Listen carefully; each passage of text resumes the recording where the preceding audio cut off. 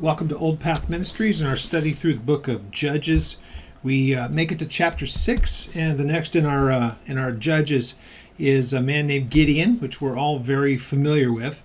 And really, we become kind of familiar because of all the, we've heard sermons on it.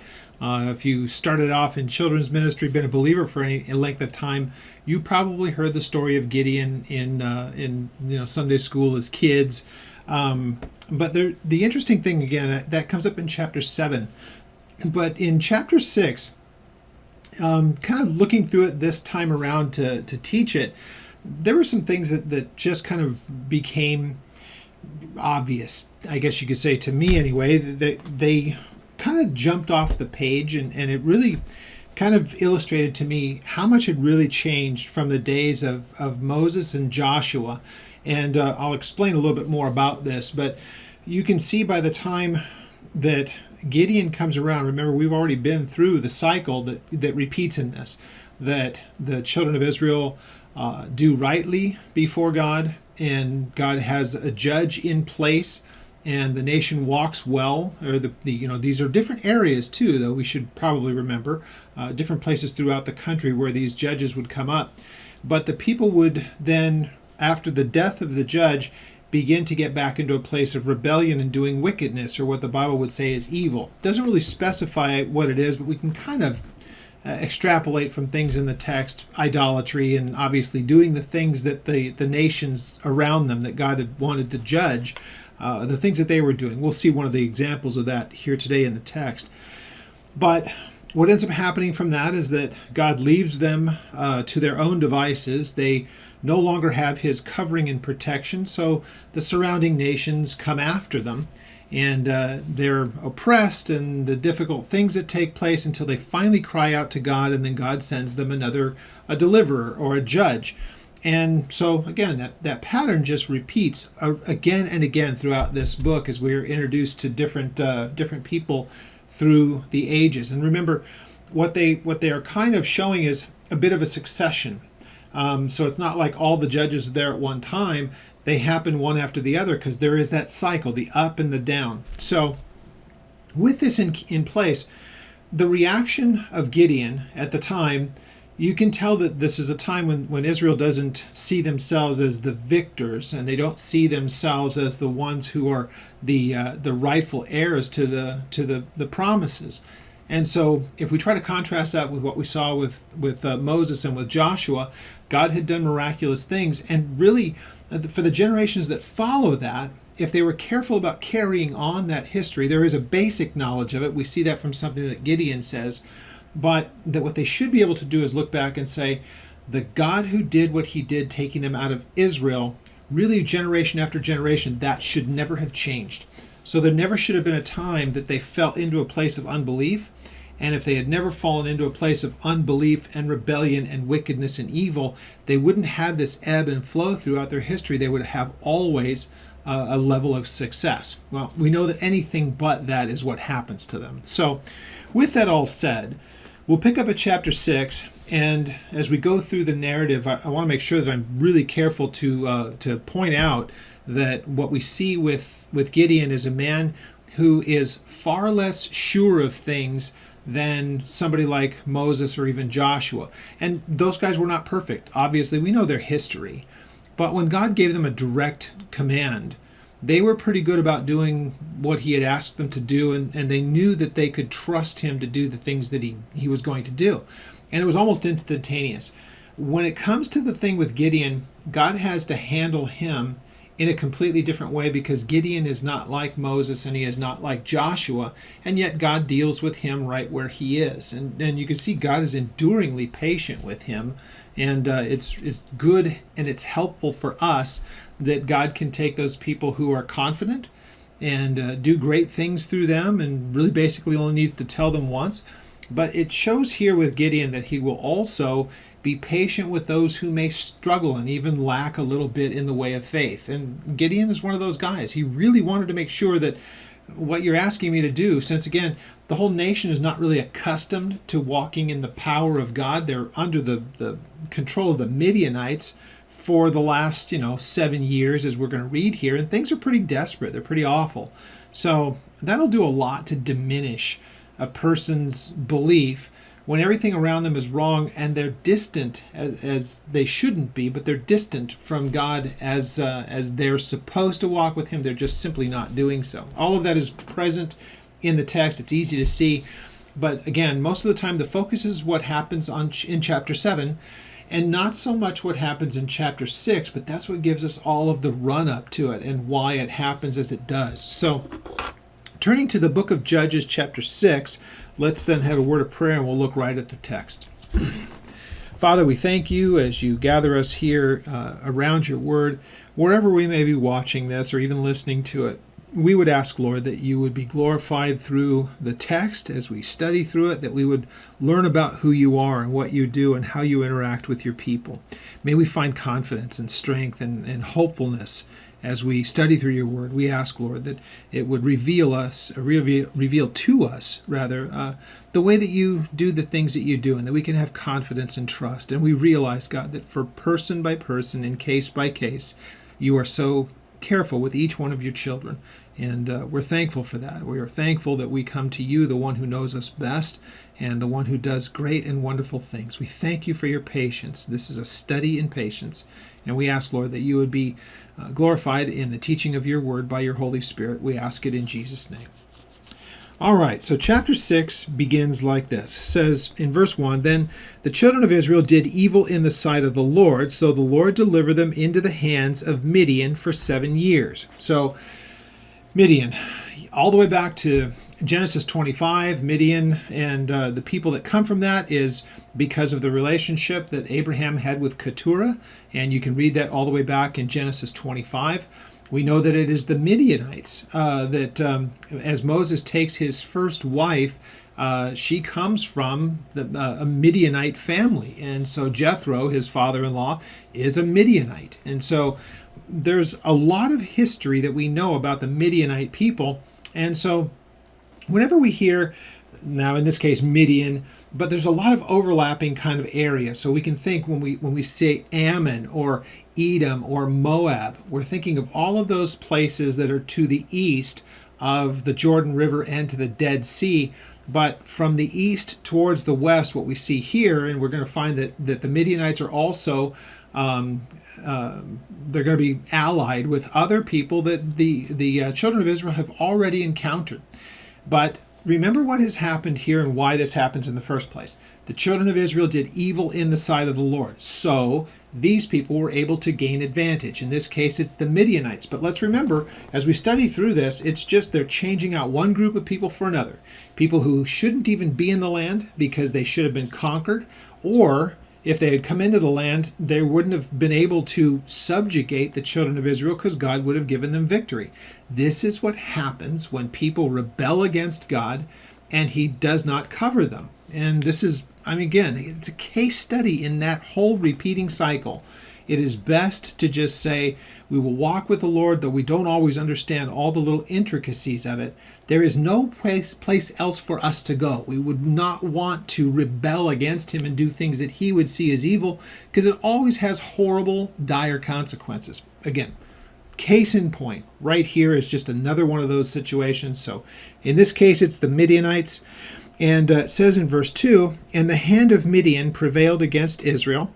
Because of the Midianites, the children of Israel made for themselves the dens and the caves and the strongholds which are in the mountains. And so it was, when Israel had sown, the Midianites would come up, also the Amalekites, and the people of the east would come up against them." And so the people of the east are not even mentioned who they are, but these are just basically hordes of people that would come in and plunder whatever it is that Israel had planted and take their livestock and do all that kind of thing. And this is a repeating cycle. Midian is the group that is mentioned as the primary, and all of the other groups are just secondary groups that come in. But the end result of it, Israel didn't feel that they had the ability to just live where they would ordinarily live in the way that they would ordinarily live as well. Not only the places, but in their just day-to-day life. Because every time that they would plant something, it was taken by force from them, so much that they would hide themselves in caves and other dwellings, and they couldn't just have the normal life. Well, we can imagine this. Put yourself in that place. If you're that person, do you want to stick around anymore? Well, if you don't want to stick around, then you go to the caves. But even in the caves, you end up saying, enough is enough. Why don't we cry out and we'll see if God will do something for us? It's too bad they have to keep learning this lesson the hard way. Well, it says, so verse 4, then they would encamp against them and destroy the produce of the earth as far as Gaza. So if we're wondering how far this went from east to west, we're talking about this is something that happens pretty much all the way from the Jordan River, central of the country, all the way down to where would be the Dead Sea and whatever they could find there. But then it goes all the way over to the west coast. So all the way across the country, in that whole part of it, pull up a map of Israel and you'll kind of get an idea. You're talking about from east to west. Anywhere where they could go, that's where they would go in and raid and take things. So pretty devastating. So it says, for they would come up with their livestock and with their tents, coming as numerous as locusts, both they and their camels that were with them, without number, and they would enter the land and destroy it. And so Israel was greatly impoverished because of the Midianites, and the children of Israel cried out to the Lord. So here again, the repeating pattern. It gets so bad that they come to God and they turn to him and they cry out, God help us. This is the situation. Now, depending on how long it has been, and we just know that Midian's been the ones causing the problems for these 7 years. But it's a sad state of things. In some of the cases, it had been much longer than that. But that means that a whole generation had been raised up to be in that place of rebellion, only to come running back to God and saying, help, help. Well, this is what they've done. Verse 7. So it came to pass, when the children of Israel cried out to the Lord because of the Midianites, that the Lord sent a prophet to the children of Israel, who said to them, thus says the Lord God of Israel, I brought you up out of Egypt and brought you out of the house of bondage, and I delivered you out of the hand of the Egyptians, and out of the hands of all of those who oppressed you, and I drove them out before you, and I gave you their land. So that helps you to realize that this prophet that's sent by God really even bypasses all of the time that is mentioned in the Exodus part of it, but it talks about the ones who are dwelling in that land. So this is for them to understand that this is the place that God has given to you. And he's driven out all of the nations that are here. They're just coming back in because you've allowed them to come back in. So this prophet is, kind of reminding them that the same God that led your fathers out of Egypt is the same one who is here with you today. And this is to encourage them. Now let's remember something else before we read the next verse. This is the first of the way that God is going to interact with the people. Here it is just referred to as the general of the people that have cried out. So God sends a prophet. That prophet's message is the same God that led your fathers out of Egypt is the same one who is here with you today, who has in past times driven these same people out before. Notice what he says here. Also, I said to you, I am the Lord your God, verse 9, and do not fear the gods of the Amorites. In the whole land you dwell, but you have not obeyed my voice. So he's reminding them, you're here in a land that God had said don't have anything to do with them. But certainly they've had something to do with these people. Because right here he says, don't be afraid or don't really join yourself to those out of fear, but clearly you've disobeyed. Now we see that because there is an altar that is built to the false god of Baal, or the Baals. There are a whole variety of these deities. And so what is evident in the nation is that they've bought into the things that were being done by the nations that were living within the land and the territory of Israel that God had given to them. Remember, from the very beginning, from Moses to Joshua, when you get there, drive out all the inhabitants of the land. Why? Because if you leave them there, they will corrupt you with their idolatry and with their evil and with their false religious beliefs. Well, if there's ever a question whether or not, if they didn't follow God and allowed some of them to remain, what would end up happening, we're studying it chapter after chapter. It's just a repeating cycle, as I've said. So here God holds them accountable. You're in this predicament because you have put yourself in this predicament. Now God doesn't say, finally, I'm done with you.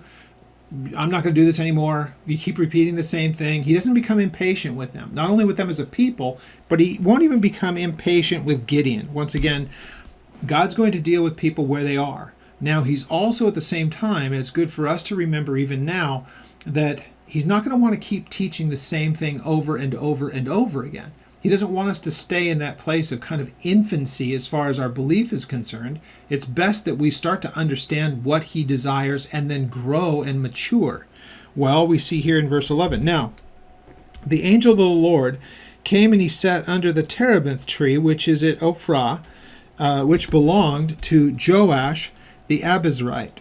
And while his son Gibeon threshed wheat in the winepress, and in order to hide it from the Midianites. So even the threshing of their grain, they were doing it in places that were not normally meant for grain, so that they could hide their tracks of what they were doing, because the Midianites were watching, and if they saw something worth taking, they would take it. So the angel of the Lord appeared to him, said to him, "The Lord is with you, you mighty man of valor." Now, isn't that interesting? Because Gideon is the one that's mentioned, and when you see the way that he interacts with the Lord, you would think not really a mighty man of valor. Now, of course, what he will do is ultimately a valorous thing, but you will find that at the outset of this guy is anything but certain, and he's filled with doubt and he's filled with fear. And I can understand it. Again, because here they can't even stand against the Midianites. And this is a nation that is in a place of rebellion, and here God calls him this man of valor. And I guess, relatively speaking to his counterparts, probably so. And you kind of get the idea that even those who would want to join him in battle are just frustrated with the state of things. And so, again, they don't find themselves or see themselves in this place of being, valorous or mighty or strong or able. And that is shown best by the man that God chooses here, and in the person of Gideon. This is a guy who certainly has his bits of trouble. Now, what we're going to find here is an interaction with a very interesting figure, an angel of the Lord, who has a great deal of authority here. And so, it causes a lot of people to speculate, is this what we would consider as a Christophany, or an appearance of Jesus before he became flesh and blood in the sense of the one who walked among us, or is he here as a messenger? But we certainly know this, that this messenger of the Lord, this angel of the Lord, is physical and he's there present, not just some, cloud spirit kind of thing. Now, so verse 12, and the angel of the Lord appeared to him and said to him, "The Lord is with you, you mighty man of valor." So Gideon said to him, "O my Lord, if the Lord is with us, why then has all this happened to us? And where are all the miracles which our fathers told us about, saying, did not the Lord bring us out of Egypt? But now the Lord has forsaken us and delivered us into the hands of the Midianites." It's kind of an interesting thing, because it just shows how little he really fully understands. God had told them, and again, this really goes to the point where they'll say, we've heard all about it from our fathers, the miraculous things. But remember, God's instruction to them was, don't just tell them about the miracles, but tell them about their need to be obedient to the law and to walk in a place personally, that they have to walk in a place of integrity between me and them. So that was told by Moses, it was told by Joshua, that every person needs to walk rightly before the Lord and be obedient to the laws and the statutes and everything that was in place. Remember, they've got the law by this time. So it's not as though God has not communicated to them. Where they are finding themselves right here at this moment is they are in a place of rebellion and rejection of God, which is already warned to them. If you do that, then the nations around you are going to plunder you. Exactly where Gideon finds himself right now. And now he wants to know, God, why have you abandoned us? He shouldn't have to ask the question. It should be obvious to him. He hasn't abandoned us, but he's left us to our own devices because we've left him. He's allowed these things to take place. And so Gideon understands the problem. He understands the solution, but instead of putting the blame squarely where it should be, he's wanting God to be responsible. Why did you allow this to happen? We've heard about all your miraculous things. Yeah, but did you hear about that you should walk in a place of integrity and obedience to what I've told you to do? That's not in the discussion on Gideon's side. Well, read on. So the Lord turned to him and said, "Go in his might, in this might of yours, rather, and you shall save Israel from the hand of the Midianites. Have I not sent you?" And so, once again, this is being, this is that God has chosen him and wants this man sent to do this thing. And then there is this, Gideon needs to recognize that you're the person that God has chosen to do this. So he said to him, "My Lord, how can I save Israel? Indeed, my clan is the weakest in Manasseh, and I am the least in my father's house." And the Lord said to him, "Surely I will be with you, and you will defeat the Midianites as one man." Now, it's verse 15 that I think is so important for us to recognize. Let's read it one more time. So he said to him, this is the angel of the Lord Gideon rather said to this angel of the Lord, "My Lord, how can I save Israel?" And he says here, he gives his qualifications. "My clan is the weakest in Manasseh, and I am the least in my father's house." Now, since we know the story looking back in hindsight, we're able to say, well, you're just the kind of guy that God's looking for. And we're going to find out that he does that in the most miraculous way. But this is really kind of an important thing. It's an observation that we should make from this. The best way for the children of Israel to kind of get a grip on what has happened and what needs to take place going forward is not to rely upon the strength of man, but to look to the Lord, because he's the one who's going to actually be able to take care of this problem. So God is wanting for them to see him do this in the miraculous sense. So he's not going to grab the mightiest man. He's not going to raise up some incredible army. He's not going to give them equipment. It's not going to be that kind of a battle at all. In fact, it would be best for God to go find a man just like Gideon, that, hey, my family's not that well known. We're not a prominent family as far as Manasseh is concerned. And even in my father's own house, I'm not the prominent figure. Well, great, because if he was all of those things, then people would be able to look at it and say, well, of course it was Gideon, and of course it was Gideon's father's family. That whole part of the tribe, if it was going to come out of Manasseh, it would be those guys. It's the opposite here. When they would look at that and say, well, who was it that actually defeated the Midianites? It was like, well, it was Manasseh, as far as the tribes are concerned. And not only was it Manasseh, but it was Gideon's father's house that did this. So that people would look at it and go, seriously? Yeah, well, that's kind of what we've got going on here. That's the back and forth. It's really cool. So, verse 17 says this. Now, remember, God has already sent a prophet, and he said this is what's going to happen. He's now sent an angel of the Lord, calls him a man of valor, and that God is going to do this thing. Now, notice Gideon here. Gideon is saying, I'm still not sure. Okay. Then he said to him, if now I have found favor in your sight, then show me a sign that it is you who talks with me. Do not depart from here, I pray, until I come back to you and bring out my offering and set it before you. And so the angel of the Lord said to him, I will wait until you come back. Now, when you find out what this offering is, it's not something that's just, let me go grab something real quick, I'll be right back. It takes a little while to do the things that he's going to do. So God is incredibly patient with him. So what we have here is Gideon saying, I need to make sure that who you are, again, the fact that this is an angelic being, a messenger of the Lord, that's not enough evidence for him.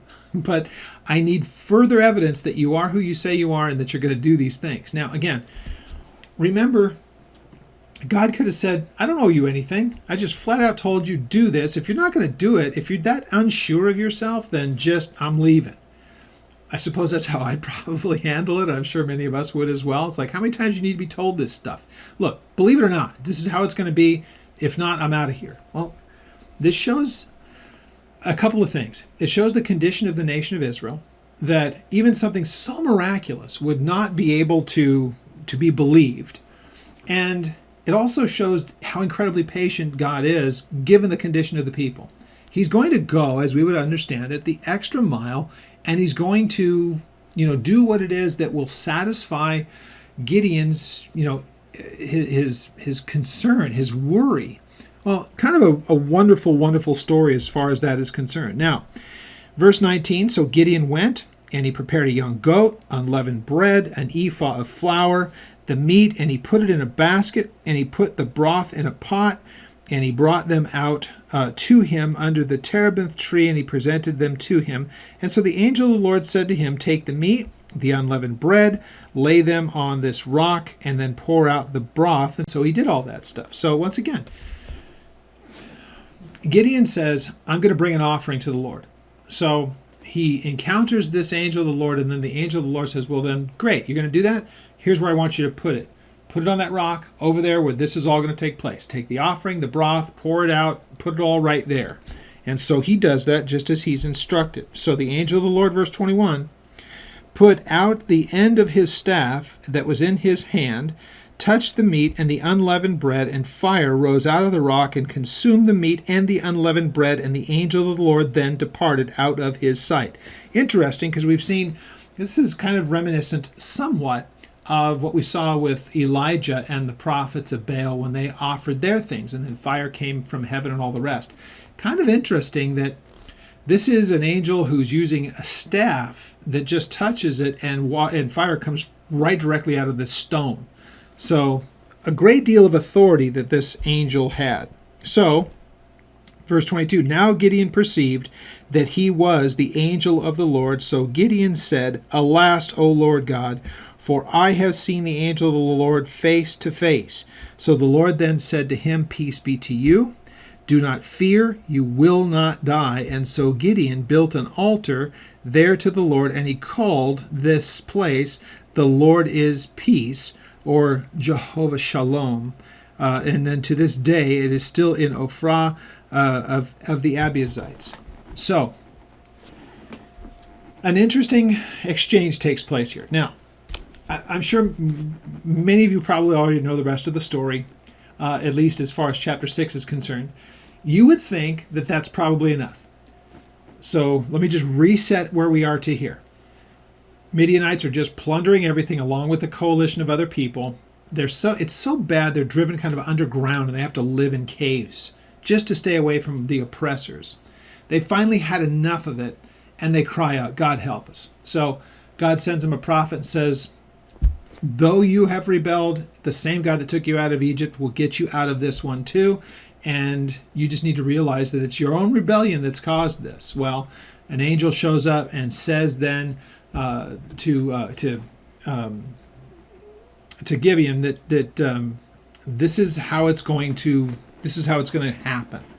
And so this angel comes. He's very unsure, but God gives him this incredible victory. And I just realized I called him Gibeon. It's Gideon. So God does all of the things necessary, if you will, to settle it in his mind that God is going to do this thing. So, of course, at this point, Gideon sets up this thing and said, God is the one who brings peace. That's great. Everything looks wonderful. Even his next action is pretty incredible. Look at what we see. Now it came to pass the same night that the Lord said to him, take your father's young bull and the second bull of 7 years old. So take these two, tear down the altar of Baal that your father has, and cut down the wooden image that is beside it. And so, and then build an altar to the Lord your God on top of this rock in the proper arrangement, and take the second bull and offer a burnt offering with the wood of the image which you shall cut down. So Gideon took 10 men from among his servants, did as the Lord said to him, but because he feared his father's household and the men of the city too much to do it by day, he did so by night. So God tells him, take 2 bulls. I want you to tear down all of these idolatrous things that are taking place. Take down the altar first, but then take the image, the idol next to it. You're going to use that to burn up a burnt offering. Now, pretty impressive what he's asking him to do. Gideon would understand the importance of the burnt offering, and so this is the recognition that this is to be completely consumed. It's not some kind of an offering of anything other than it is all of the recognition of what has brought them to this place, that God would require this of him. So notice again, it is God who's giving him all of these instructions. So he tells them to do all those things, but even in this, the fearfulness, Gideon says, look, I'm not doing this during the daytime. I'm afraid of the reaction of the people. So he does it in stealth of night. Well, when the men of the city, verse 28, when they arose early in the morning, there was the altar to Baal torn down, and the wooden image that was beside it was cut down, and the second bull was being offered on the altar which he had built. So they said to one another, who has done this thing? And when they had inquired and asked, they said, Gideon, the son of Joash, has done this thing. Then the men of the city said to Joash, bring out your son, that he may die, because he has torn down the altar of Baal, and because he has cut down the wooden image that was beside it. Okay, so great. This is what they're going to do. Gideon tears everything down, doing what God had told him to do. The men of the city immediately offer a threat. This guy tore down our altar, and look at what he's done to our idol. Bring him out here because he's going to die. They go right to his father. This is pretty funny how this all works out. Again, I really love to watch this. Actually, if they have video of this, the Lord, I'm sure, will be able to show it to us. Verse 31. But Joash said to all who stood against him, would you plead for Baal? Would you save him? Let the one who would plead for him be put to death this morning. If he is a god, then let him plead for himself, because his altar has been torn down. Therefore, on that day, this is Joash, he called his son Jerubbaal, saying, let Baal plead against him, because he has torn down his altar. So Jerubbaal just means let Baal plead for himself. So this is great. They're saying, bring him here. Okay, bring Gideon here because he's going to die for what he's done. And so his father, who was complicit in all this, and the reason it's there in the first place is, he's got a big part in it. He basically said, wait a minute. If somebody wants to kill my son, we should put that guy to death because he's trying to defend a God who should be able to defend himself. So he changes his son's name at that point. It starts to call him, let Baal answer for himself, basically. That's what he's going to begin to call his son, or have his son known by this name. Let Baal speak for himself. So it's just a great way of saying, look, if this God is so mighty, you shouldn't have to avenge him. Let him avenge himself, and let him do it against my son. It's pretty hilarious. Maybe you don't find this comical. I sure do. Verse 33.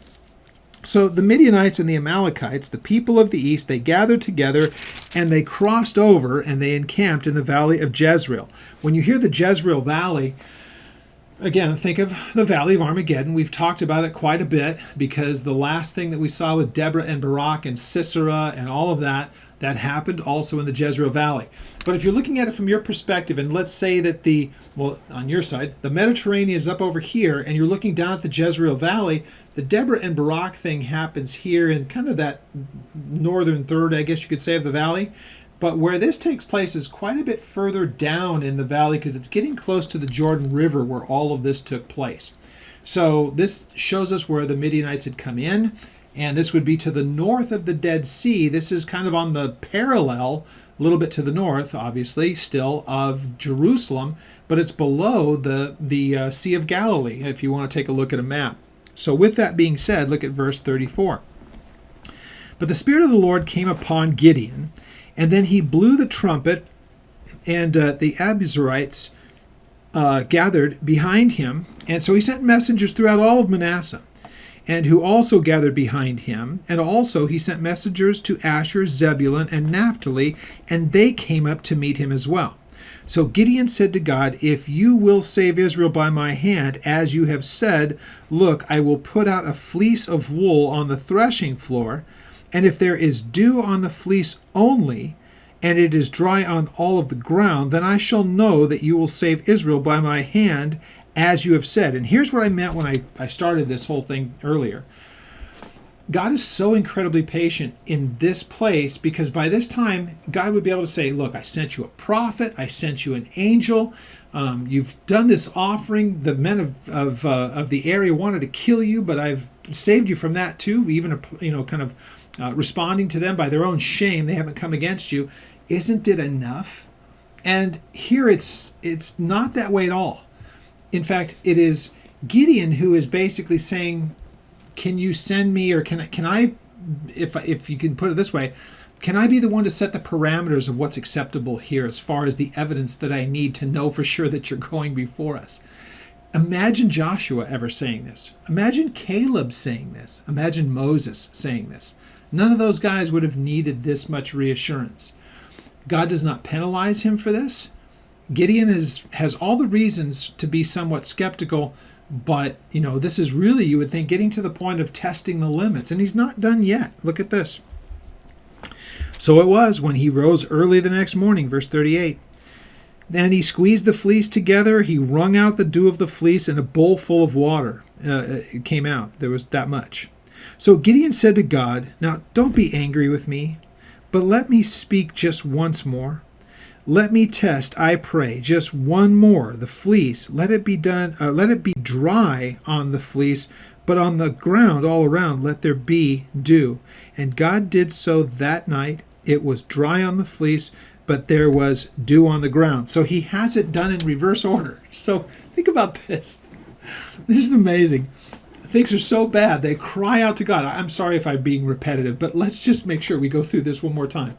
Because I'm hoping that you can, I hate the kind of going through the Bible and say, be a Gideon, No, don't be a Gideon. That's not what's being said here. What it does is it shows us a lot about the characteristic and the nature of God, that he is so enduringly patient with us, and we try his patience at all times.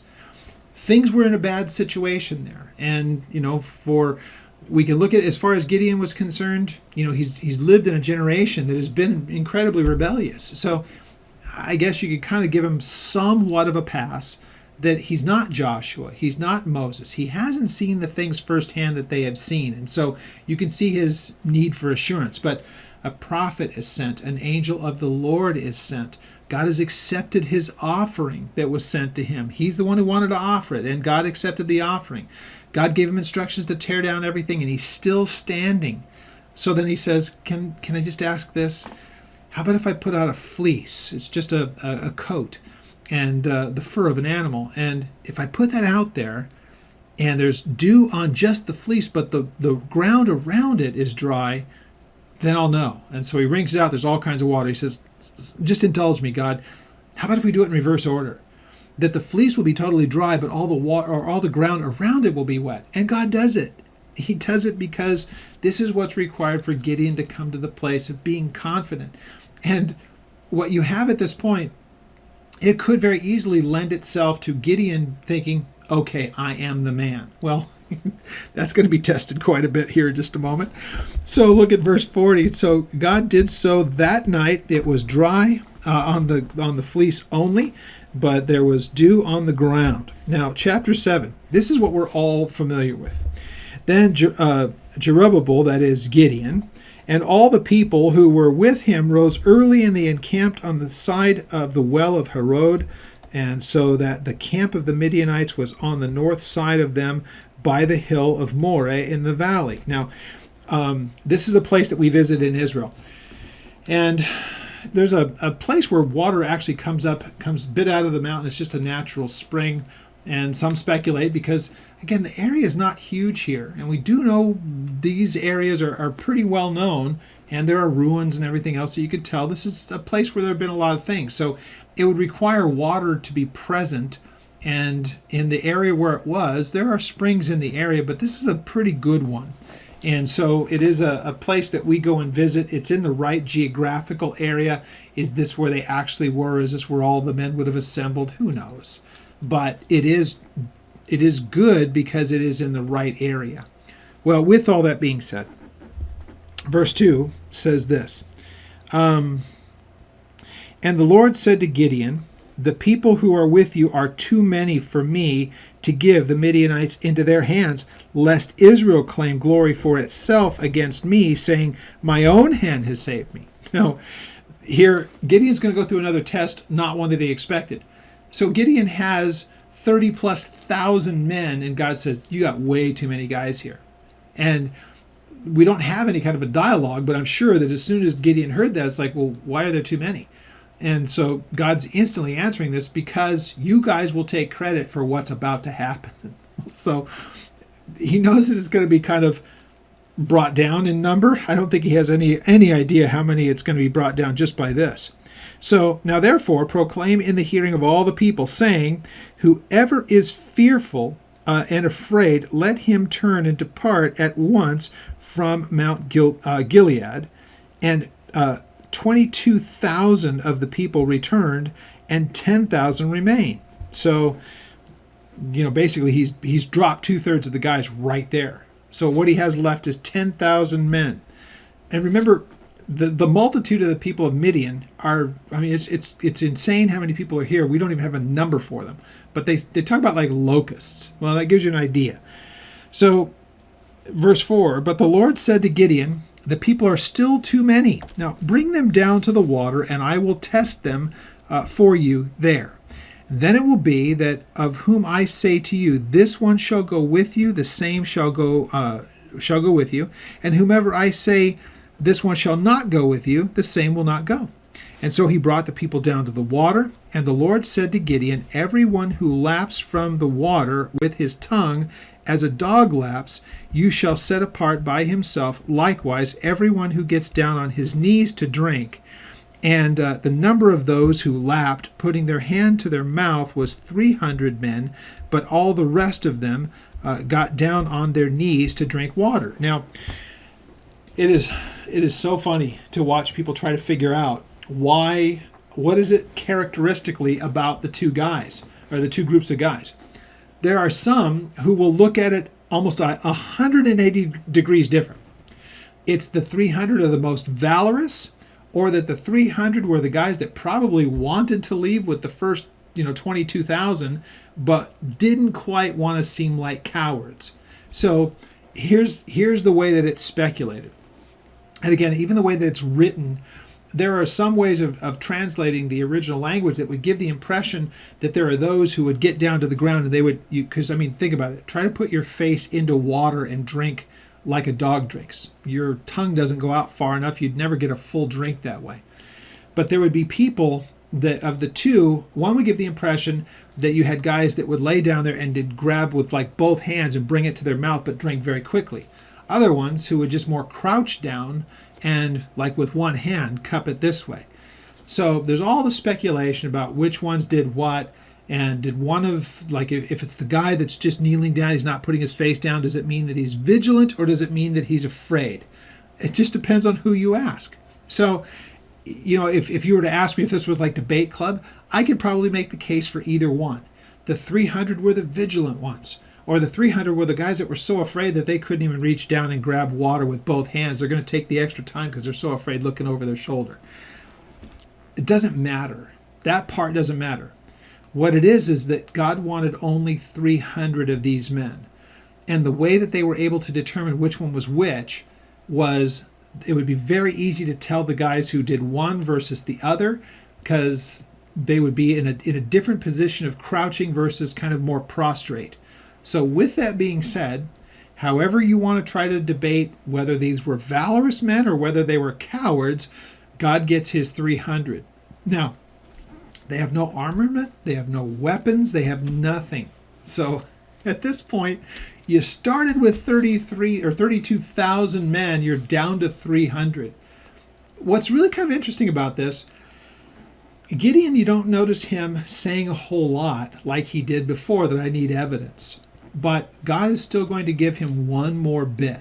So he's got his 300 guys. Now,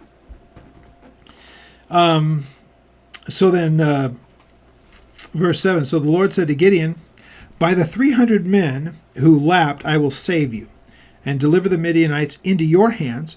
Let all the other people go, every man to his place. And so the people took provisions and their trumpets and in their hands, and they sent away all the rest of Israel, every man to his tent, and they retained only 300 men. And now the camp of Midian was below him in the valley. So they're obviously at a bit of a higher elevation somewhat, and they can see the encampment of the Midianites. It's within eyesight. All the other people have gone home. They left behind what they were going to be taking with them, their provisions, all the rest of it. It's all left behind. It's left for these groups of people. Now, verse 9. So it happened on that same night that the Lord said to him, "Now arise, go down to against the camp, for I have delivered it into your hands." So once again, it is God who now reaches out to Gideon. Gideon's the one who said, "Can I do the whole fleece thing?" Now it's God saying, because there must still be some doubt. I can imagine why, though God has explained why it's 300. I don't want a whole bunch of guys here because you're not going to fight the battle. I don't need you taking credit for it. Just give me 300 guys. Great. No weapons, no nothing. If you're Gideon, though it's not said here, how can there not be some measure of doubt? At least some measure. I mean, we're questioning God all the time, and we even know what it takes to be saved, and we still doubt from time to time. Imagine this guy. So, but don't be afraid to go down to the camp, verse 10, and take Purah your servant, and you will hear what they will say. And afterward your hand will be strengthened to go down against the camp. And then he went down with Purah and the servant to the outpost of the armed men who were at the camp. So just two guys, Gideon and Purah, they go down to see what's taking place. Now God's already said, what you're going to hear people saying is going to strengthen you. All right? So they sneak down there to it. Now the Midianites and the Amalekites, all the people of the east, they were lying in the valley, numerous as locusts, and their camels were without number, as the sand of the seashore in multitude. So as much as you can get a visual picture of what's going on here, it's an overwhelming force. And here Gideon has 300 guys, no spears, no swords, none of that kind of stuff is what they take with them. Is there some back at the camp? I'm sure that there is, but certainly not enough to deal with this. 300 guys against that? Of course not. Well, so when Gideon, verse 13, had come, there was a man telling of a dream to his companion, and he said, "I have had a dream, and to my surprise, a loaf of barley bread tumbled into the camp of Midian, and it came to a tent, and it struck it, so that it fell and it overturned, and the tent then collapsed. Then his companion answered and said, 'This is nothing else but the sword of Gideon, the son of Joash, a man of Israel. Into his hand God has delivered Midian and the whole of the camp.'" So all of them that are there. So there is a man who has a dream, and the other one who says, "I can tell you what it means." But here's the interesting thing. Again, the symbolism, what's the whole barley bread, the loaf, and all the rest of it? First of all, a loaf of bread will never, it's a round, a wheel type of thing of bread, is never going to be able to knock over a tent. Some speculate that it is all the plundering of the grain and everything that was being raised, that was being taken by the Midianites. And so is this symbolic of the very thing that they've plundered is going to come back and wipe out their tents? Well, let them speculate. It's interesting. A vision was given to them, to this one man, a dream, and another one says, "We're done. God is going to use Gideon and we're toast." That's pretty much what he sees. And so it was, verse 15, when Gideon heard the telling of the dream and his interpretation, that he worshipped. He returned to the camp of Israel, and he said, "Arise, for the Lord has delivered the camp of Midian into your hands." So again, I don't want to recap it. I know I'm being redundant. Just go back and think about all the things that have happened, and now Gideon sees there is no question this is as good as good gets. Let's go do this.